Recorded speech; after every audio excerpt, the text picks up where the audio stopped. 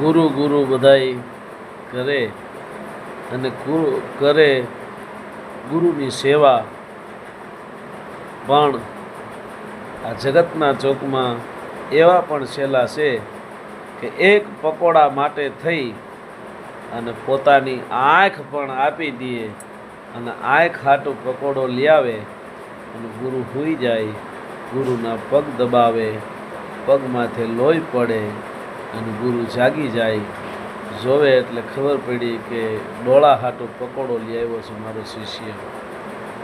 એ શિષ્ય ગોરખનાથ અને હાથ ફેરવે એટલે આંખ હાજી કરી દે, એ ગુરુ મચ્છંદરનાથ.